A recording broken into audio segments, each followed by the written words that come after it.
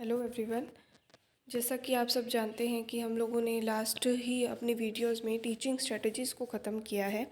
Teaching strategies में हम लोगों ने देखा कि किस तरीके से एक टीचर डिफरेंट डिफरेंट एक्टिविटीज़ को डिफरेंट डिफरेंट मेथड्स को अपनाकर अपनी टीचिंग लर्निंग प्रोसेस को और भी इफ़ेक्टिव बना सकते हैं।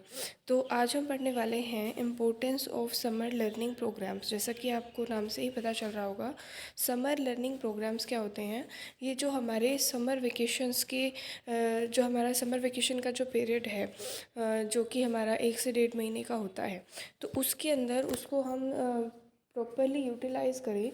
ये किस तरीके से हम लोग, जैसे ये टीचर्स के लिए भी और ये स्टूडेंट्स के लिए भी, दोनों के लिए बेनिफिशियल है। स्टूडेंट्स इसके अंदर जो है अपने टाइम को वेस्ट ना करके किसी भी चीज़ पर, अगर उनको किसी भी चीज़ में दिक्कत आ रही है या कोई भी प्रॉब्लम आ रही है, तो उस पर वो काम कर सकते हैं।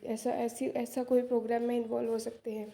या फिर स्टूडेंट के ऊपर जो है जो एकेडमिक अचीवमेंट उनकी अगर लो हो रही है, तो स्टूडेंट्स को हम उनके ऊपर ज़्यादा इंडिविजुअली अच्छे से ध्यान दें।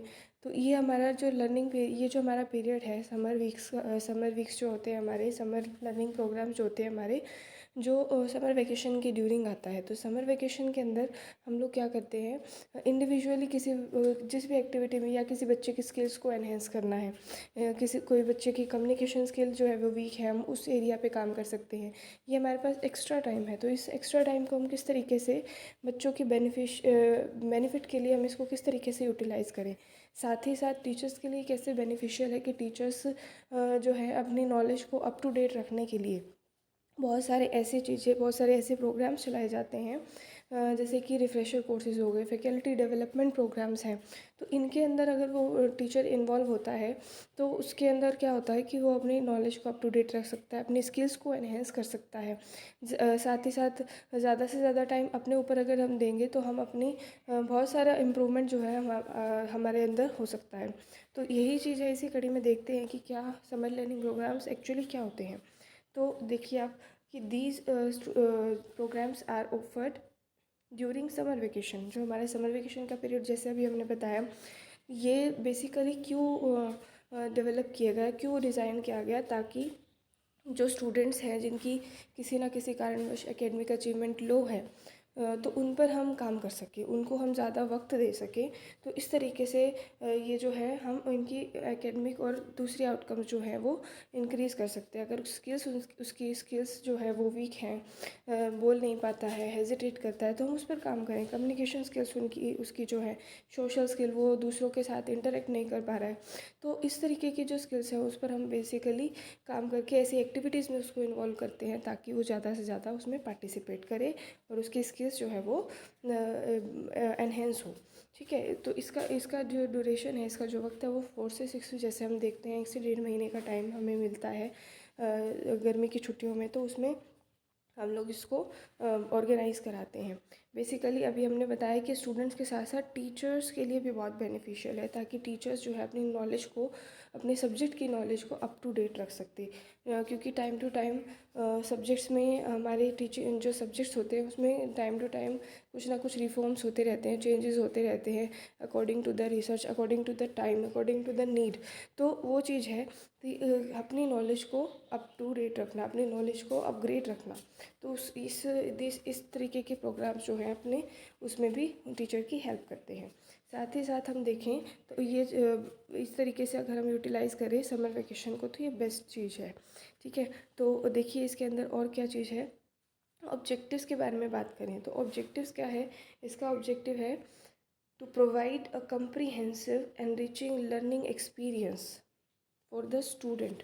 तो एक अच्छे वहाँ पर हम क्या करेंगे, कोई भी समर लर्निंग प्रोग्राम है तो उसके अंदर क्या किया जाएगा, बहुत ही इंटरेस्टिंग एक्टिविटीज़, क्रिएटिव एक्टिविटीज़। ये नहीं है कि आप उनको सिर्फ पढ़ा रहे हो समर वेकेशंस के ड्यूरिंग या समर लर्निंग प्रोग्राम्स के ड्यूरिंग, नहीं, हम उनको बहुत ज़्यादा जो है अच्छी अच्छी एक्टिविटीज़ में इन्वॉल्व करें, ताकि बच्चा उसमें इंटरेस्ट ले, उसकी एकेडमिक स्किल्स, उसकी कम्युनिकेशन स्किल्स, हर तरीके का जो है ओवरऑल डेवलपमेंट की बात करते हैं।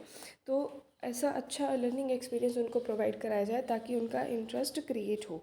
ठीक है, तो और उससे क्या होगा, उनकी एकेडमिक सक्सेस भी हाई चली जाएगी।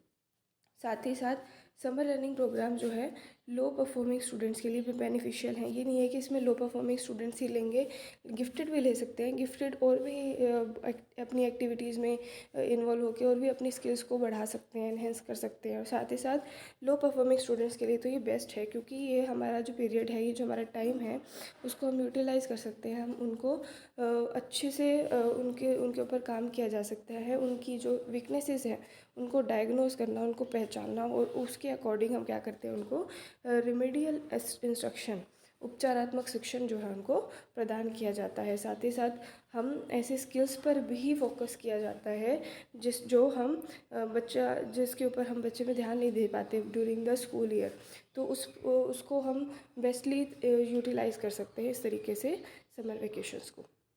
नेक्स्टली अब देखें कि इसके एलिमेंट्स क्या क्या हैं।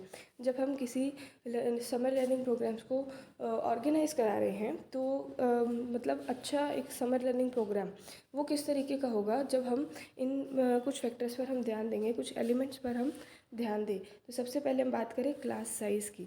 तो क्लास साइज़ जो है हमें ज़्यादा मतलब अपनी अचीवमेंट ज़्यादा बनानी है, ज़्यादा गेन करना है, ज़्यादा इफेक्टिव बनाना है अगर हमें अपने समर लर्निंग प्रोग्राम को, तो हमारा जो क्लास साइज़ है इट शुड बी स्मॉल। क्योंकि जितना छोटा क्लास साइज़ होगा, जितने कम बच्चे होंगे, जितना कम बच्चों का ग्रुप होगा, उतना ही आप इंडिविजुअली हर एक बच्चे पर ध्यान दे पाओगे।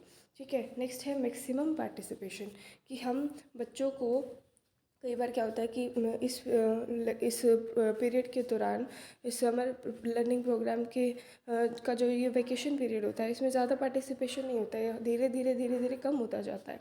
तो हमें इसको इम्प्रूव करने के लिए कि ज़्यादा से ज़्यादा बच्चे इसमें पार्टिसिपेट करें, तो हम जैसे एक्टिविटीज़ जो ऑर्गेनाइज़ कराएंगे इसमें, तो वहाँ पर बच्चों को कुछ इंसेंटिव्स भी दिया जाए ताकि बच्चे उसके लिए अट्रैक्ट हों, उसमें पार्टिसिपेट करने के लिए। चाहे हम उसको प्राइज़ दे रहे हैं या कोई पेरेंट्स को भी कुछ बेनिफिट्स दिया जा रहा है कि आप बच्चों को जो है इस प्रोग्राम में ऑर्गेनाइज़ कराते हो, तो उसको उनको भी किसी तरीके का बेनिफिट दिया जाए ताकि वो भी बच्चों को मोटिवेट करें इसमें आने के लिए। और साथ ही साथ बहुत सी एनरिचमेंट अपॉर्चुनिटीज़ भी हम उनको प्रोवाइड करें ताकि ज़्यादा से ज़्यादा बच्चे इसमें पार्टिसिपेट करें।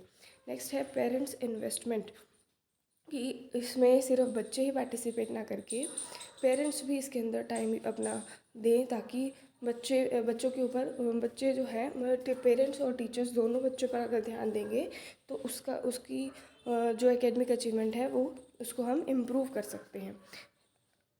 नेक्स्टली हम देखें कि और क्या हो सकता है। नेक्स्ट जो हमारा है कि क्वालिटी इंस्ट्रक्शन प्रोवाइड किया जाए। क्वालिटी इंस्ट्रक्शंस कब प्रोवाइड होगी, जब हमारे पास प्रोफेशनली डेवलप्ड टीचर्स होंगे।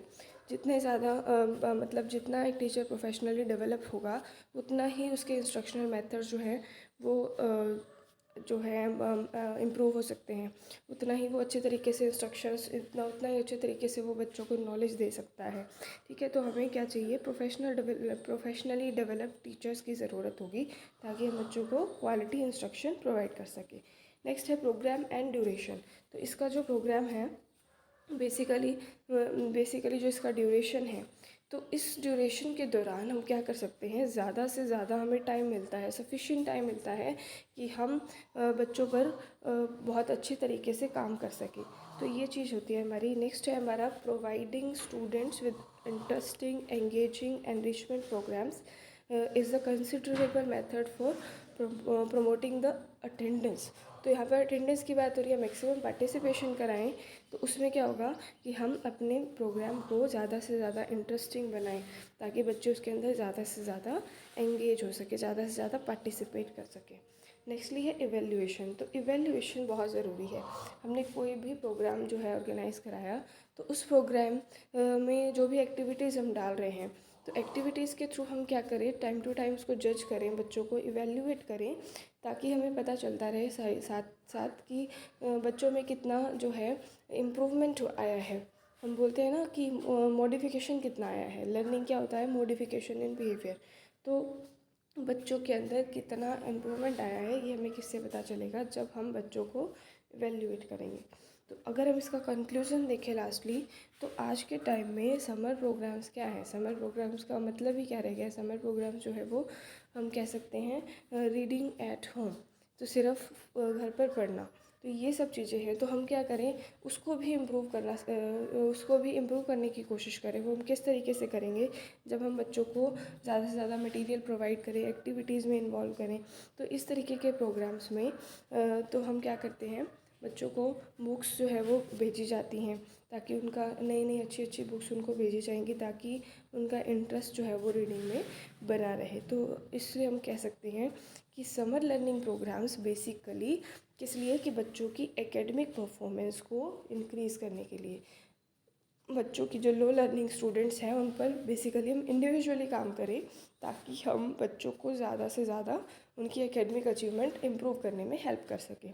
तो दैट्स ऑल, यही था हमारा समर लर्निंग प्रोग्राम्स। बहुत इंटरेस्टिंग सा छोटा सा टॉपिक था। नेक्स्टली हम बात करेंगे अपना किसी और टॉपिक के साथ। Thank you very much.